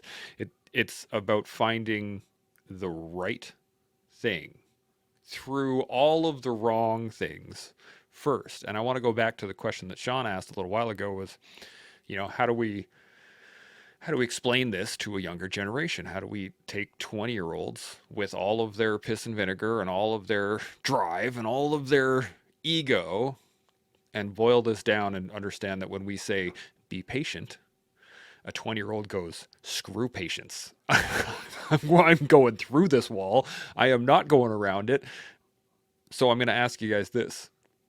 Looking back at yourself at 20, how would you explain it to you?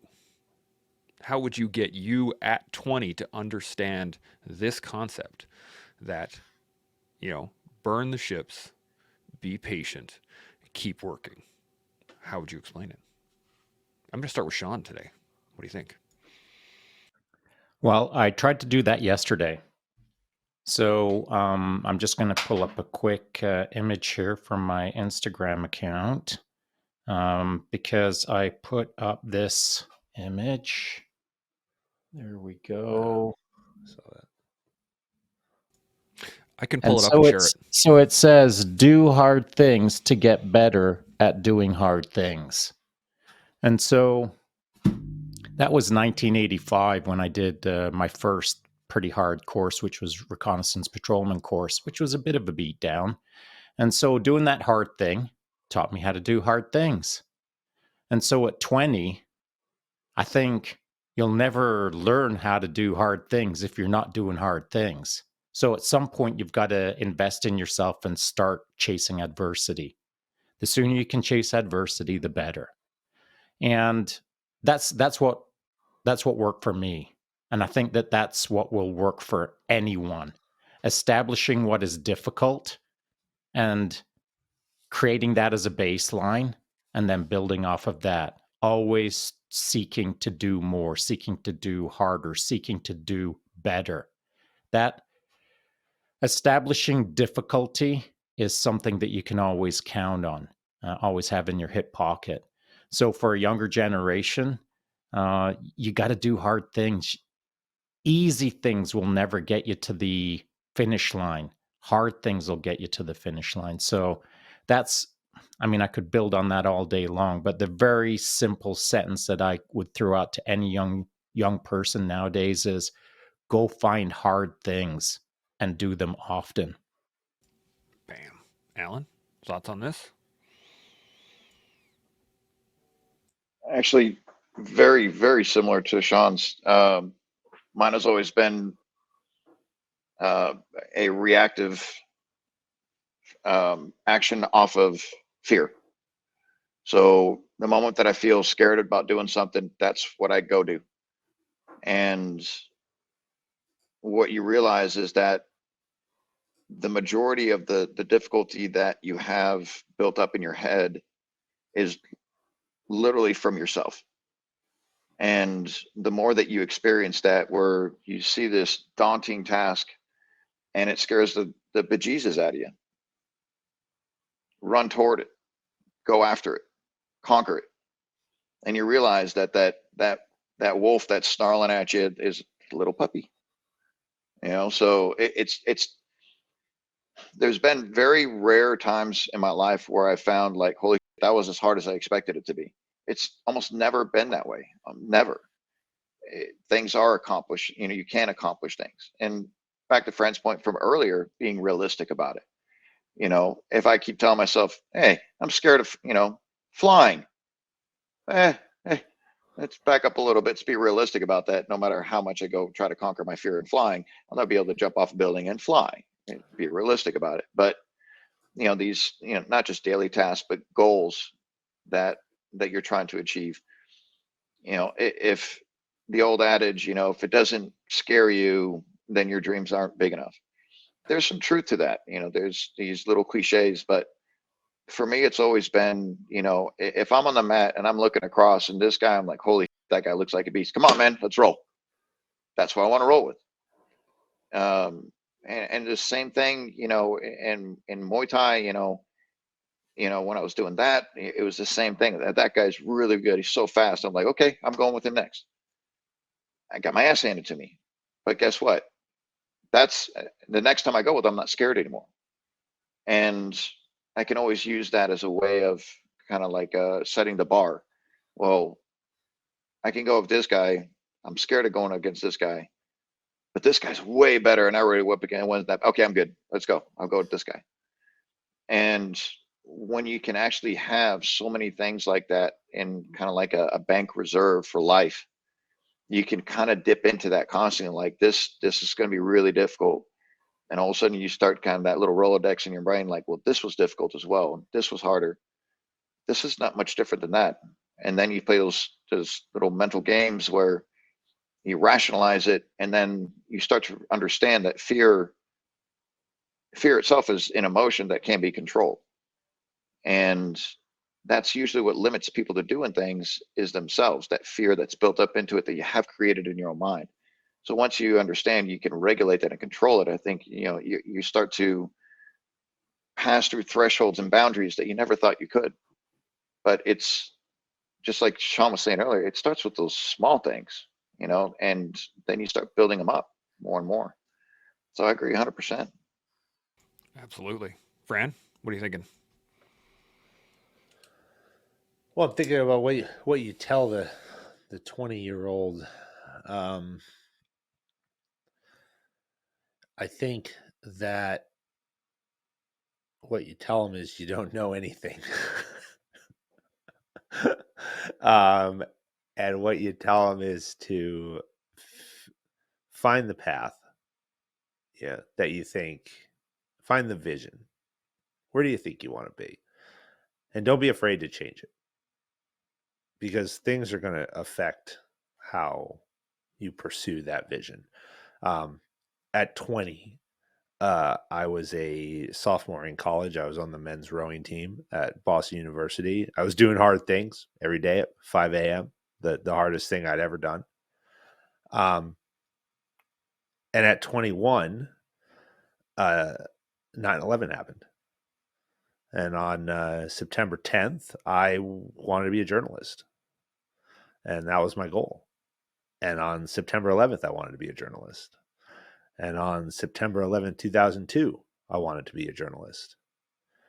And by the beginning of 2003, I didn't want to be a journalist anymore, because there were these dudes with beards and long hair, and they were riding horses through Afghanistan, and had going into getting ready to go into Iraq, and had been doing some pretty cool things.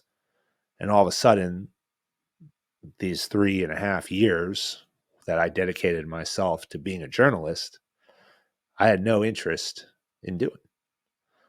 And I created a new path. I had a new vision. And I went out and did that to the best of my ability. Um, and I think that, that ends one day too. And then you have to figure out a new path and a new vision. And what do you want to be? Maybe it's your old one. For me, it kind of is. I want to be a journalist again. Um, so I think that when we talk about life, life is short, but life is long.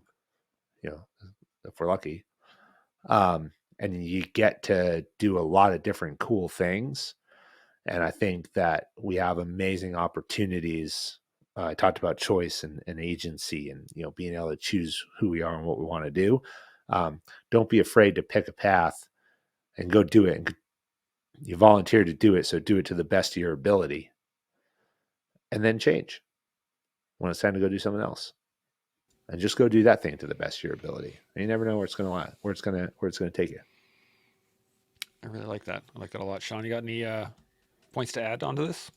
Well, I'm glad you stated that the way you did, Fran, that maybe you're back into being a journalist again, because that's how I see you right now, is you're pursuing a sense of journalism in podcasting. And I see you someday maybe being on national news. I mean, if you keep on hard charging, you'll eventually get there, I believe. You've got all the right attributes to be able to be successful in that. And so I'm not going to tweak your language, but I've got to tweak it in my head for the path, because you've always been on the path from the time you decided to get on the path. You never got off the path. So when you were in journalism and then you decided to go into the military, it's not like you got off this path and jumped into an entirely different path. You just recalibrated a little bit. And as it turns out, you kind of did this, and now you've kind of come back onto the spot that you were on maybe 15 years ago, maybe 20 years ago, when you decided that I think I'd like to be a journalist. And all along that path, every experience that you've been involved in has made you richer for it, has made you more capable as a journalist, has made you a better podcaster. You couldn't do what you do right now if you hadn't have been on the path that you were on. No one would listen to you. I mean, I can barely listen to you right now. So can you imagine if you hadn't have been on that path? So I think it comes down to being aware that, as a young person, as a 20-year-old, we'll call it, that you need to understand that even though your life might seem a little hectic at 20 years old, and you're not sure what you're going to be when you grow up into your big boy pants, the fact remains that you're still on the path as a 20-year-old, and you get to make the decisions left, right, up, down, in, out. every decision that you make is taking you to your future, whatever your vision is that you may not even be aware of, but every day that you engage is getting you closer to the thing that you may not know that you're working on. I think that's something that is less discussed, is the intentionality of a 20-year-old versus a 60-year-old. The intentionality can still be the same. It's just that at 20, you don't think of the intentionality. As a 60-year-old, you do, I can assure you. But at 20, I didn't think about my intentions. I didn't think about what I would want to do when I'm 60. And I think it's a great way to approach life, is to, on a pretty regular basis, consider, what is my vision? What is my path down the path? Not just what am I doing today to get down that path, but what is down that path for me? What is it that I think I'm heading towards? I didn't think of it when I was 20, but I wish I would have, that's for sure. And if I would have, would it have changed anything? I don't know. But I don't get to figure that out because I wasn't doing it when I was 20. And so, if I had the chance, I would like to think that I would have been more intentional if someone would have explained this to me when I was 20. I think I could have been a better person for it, that's for sure. Yeah, I feel the same way, but especially with when I was 20. And I really loved your point, Fran, about don't be afraid to change it, because that I think is a really key thing in life. In that, one of the mistakes that I made when I first joined the military was the fact that all I wanted to do was be in the military. And then once I was there, I had no plan. So I was just kind of like taking it day by day, which impacted me negatively in the fact that I was looking at myself as, okay, well, now that I've accomplished this, like this isn't going the way I want it to, but I didn't take the time to then say, what next? Where am I going with this? What is it? What's the next thing I want to do? All I wanted to do was go back on tour and get back to doing the job. So there was no development of that thought of what to do next. And I was just thinking about this. Like, I go back to this burn the ship thing. It's stuck in my head for some reason. But you get to a new thing, you put all your effort into it, you burn those ships, fantastic. Okay, nothing's to say you can't build new ships and go somewhere else. And I think that that is another key to this, in that if you're going to use that intentionality, if you're going to create a plan, stick to it and work your way through it to get to that end state that you're looking for. I think the crucial part of that is, yeah, okay, you get the end state, then now what? What's next? And Shaun, you've said this a couple of times on the show, that you say to your athletes right after, immediately after the World Championships, what's next? There's no delaying that. There's no depth of hanging out and celebrating in it. It's just, okay, cool, we're done.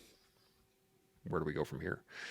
Fran, you got any thoughts on the ability to keep going? What's that next thing? What's that next goal for, let's say, 20-year-old yourself?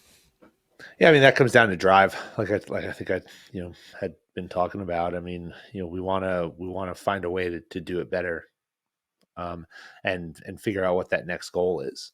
And I think that that's that constant growth mindset, continuous growth mindset. Elite performers have a continuous growth mindset. And there may be deviations in what that is. There may be changes in what success looks like, but achievement brings a desire for more achievement. If it doesn't, then I don't have much for you.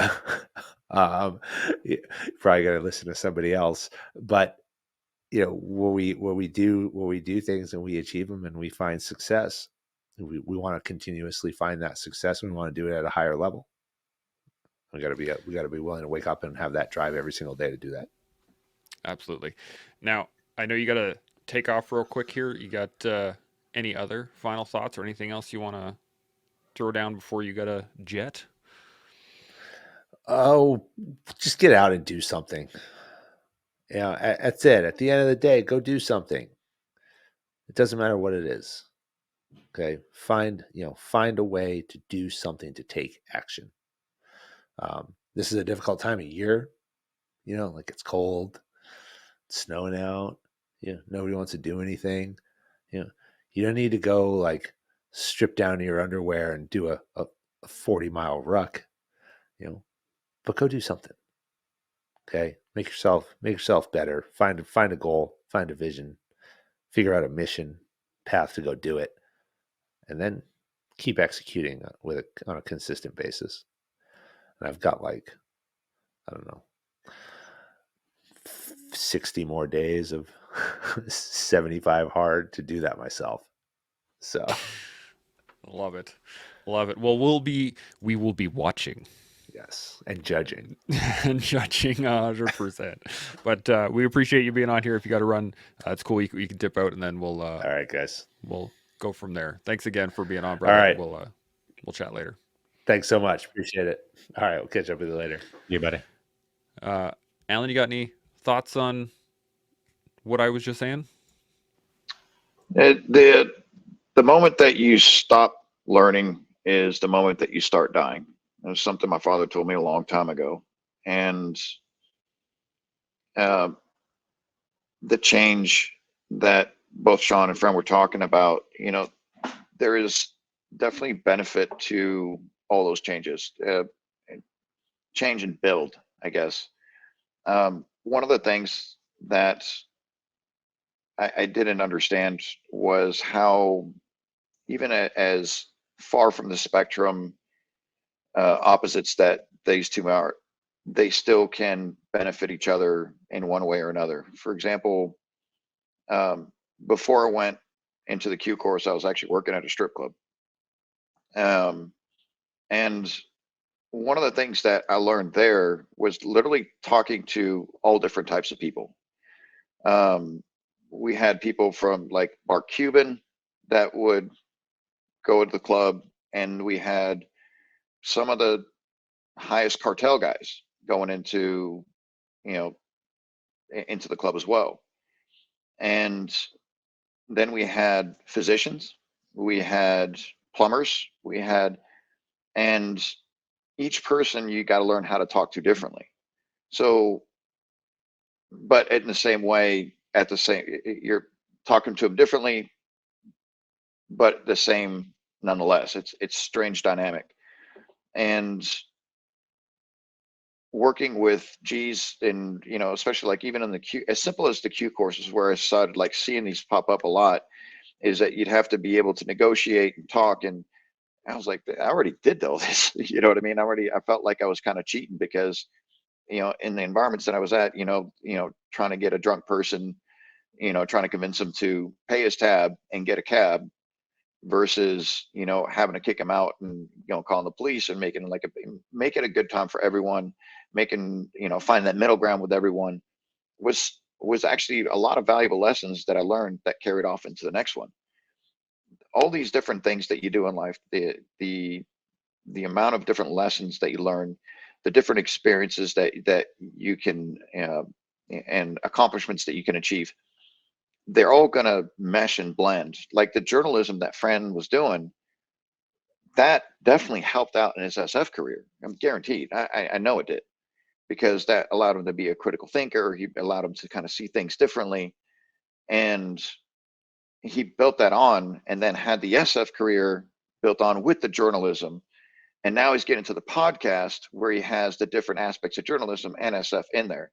They coincide together. You just have to recognize that and not discount it as this is entirely different. It's not going to help.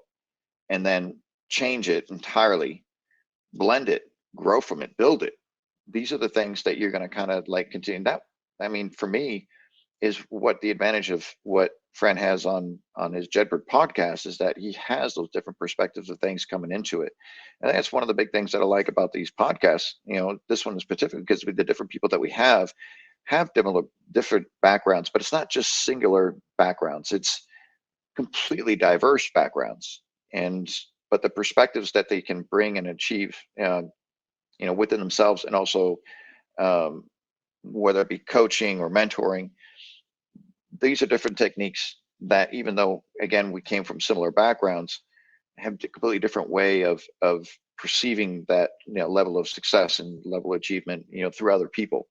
So I think there's a lot of benefit to all the different things that you do, building on them, and then setting off to the next things you're trying to achieve. Absolutely. Shaun, thoughts on this? Something that Alan said, and it was once you stop learning, you kind of start dying. I think the other aspect to that is once you start teaching, you start living. And so, as a 20-year-old, you can you can learn a bunch of things, and then you might shrug your shoulders and think, I've learned enough. That's enough for me. Well, I agree with Alan. That's a bad call once you stop seeking learning. But you can learn a bunch of things, like you can learn to be a purple belt on a BJJ mat. And then when you kind of start losing the love of learning, we'll call it, and this is just to make a point, once you start losing that love for learning, well, now you can maybe start teaching and adding a little bit more life back into your life, so you're not dying quite as quickly. And I think that Alan is probably the best SME or subject matter expert on the panel right now in respect to obviously BJJ and how someone goes through the cycle of super excited all the way through to less excited, all the way through to quitting, or all the way through to flourishing, and all the way through to a fourth stripe black belt. It's quite a journey on the BJJ mats, and I think the mats demonstrate how someone can be really excited to learn all the things in life and then maybe get beaten down a little bit by life on the mats and then stop loving learning because of the pressure testing or the adversity or the maybe it's a shrug of the shoulders and thinking I've learned more than I need to know at this point, so I'm out. There's lots of ways that it can be kind of experienced on the mats, but I agree with Alan's point that once you stop learning, you kind of start dying. But once you start teaching, you can begin to live again. So on the back end of everyone's life, there's opportunity to kind of live a pretty rich life once you start trying to be of help, I believe. What do you think, Alan? Teaching definitely. That's a really really good point. And to this day, I still find I have a lot of love and passion for teaching, sharing knowledge, sharing experiences. And I think that's one of the best ways to learn something is being comfortable teaching it. That really kind of sets it apart. Especially good instructors, you can actually see that the someone you have phenomenal athletes, you have incredible coaches, but to find a phenomenal athlete that's an incredible coach is a rare find. And um, depending on, of course, what kind of coach you sync up with best, is and that for me at least that was like the key thing I was looking for, someone that can be no do and be able to kind of guide me through that at least the beginning stages. Later on I started learning more that even you know Tiger Woods got a coach, so you're always going to be in that stage of learning if you're wanting to of course specialize and be the best at something. But even in general in life. I could not agree more, and I think that is there is a point to being taking time for yourself when you need it, right? To listen to music or to watch a funny show or to take 10 minutes and go like resync with the world. But at the same time, I think you're absolutely right in that you can't do that all the time. That can't be your everyday norm. That has to be the anomaly. If that's where I think you're going with it, in that to take the time for yourself not shouldn't be the anomaly, but the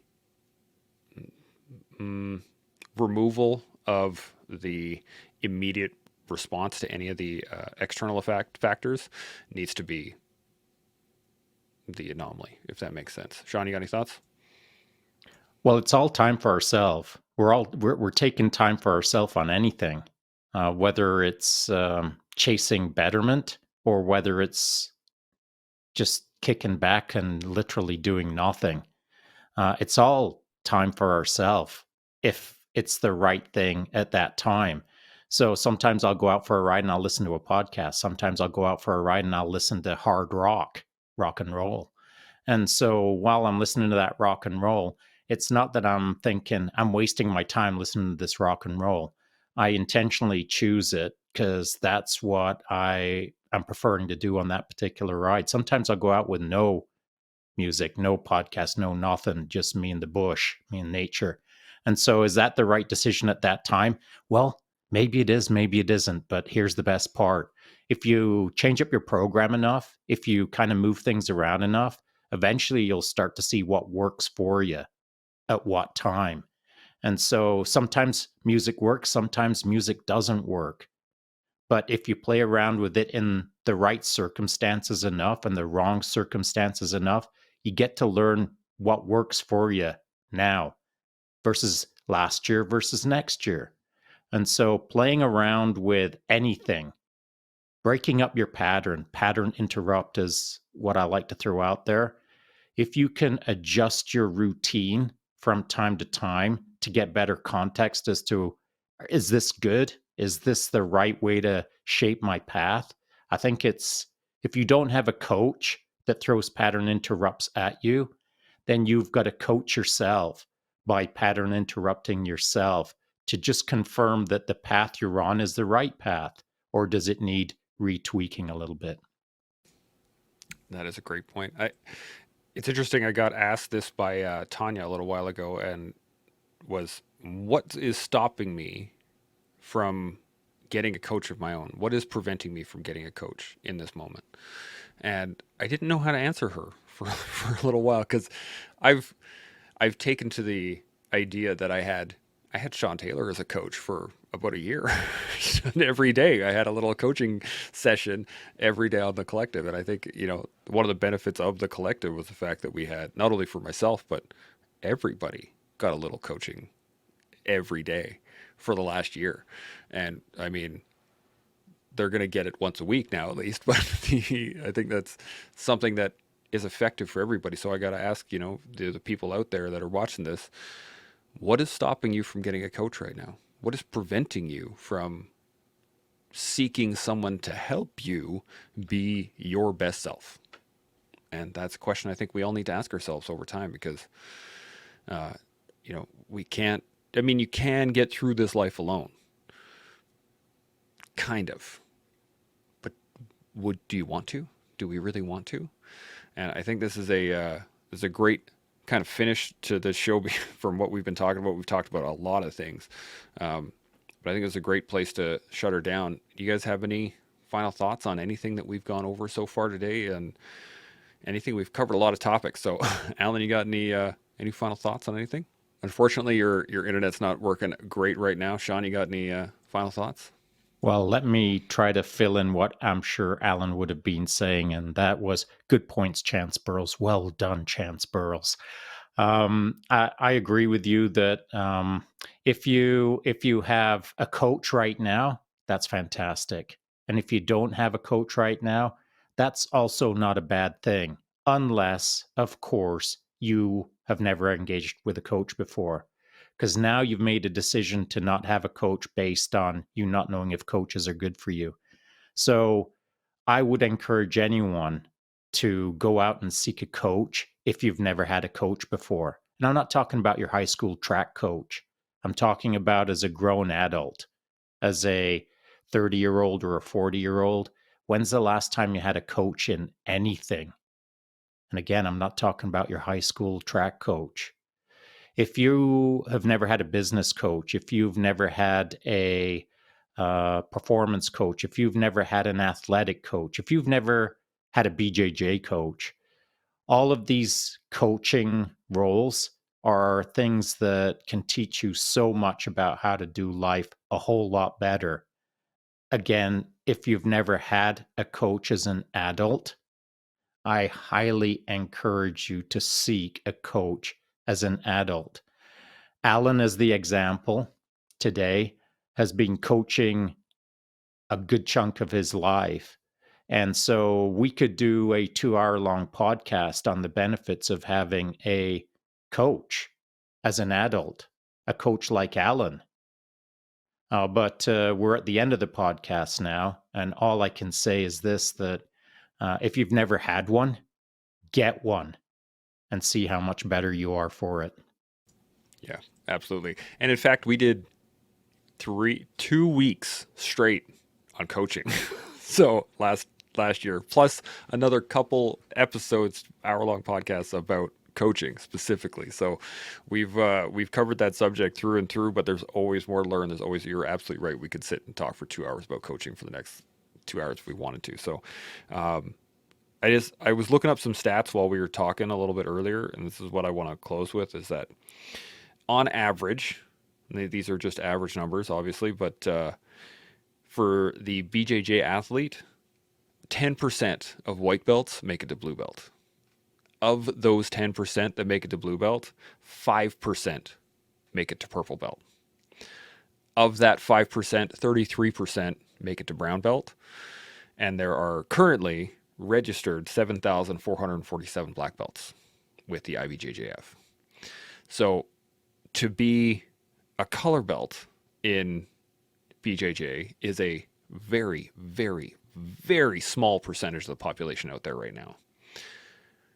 But that's who you want to be in any aspect of life, right? If you get to blue belt and you stop in anything, you've stopped. But if you can stick with it, if you can be that 33% of 5% of 10% of people to be able to keep moving forward through these things, you'll find success in whatever task it is you're going after. So I appreciate the conversation, boys. This has been absolutely awesome. I have notes through one page and into the second. So this is going to have some really good clips coming up in the next little while. Thanks again for the combo. We'll see you all next week. Chimo. Chimo. Hey Collective, Big Bird here. Thanks so much for watching the episode. Really appreciate the support. It has been fantastic recording these and having these conversations. I can't thank you enough. If you'd like to watch any other ones, please subscribe to the channel. And if you'd like to listen to another awesome convo, I got one right here. Your choice. Chimo.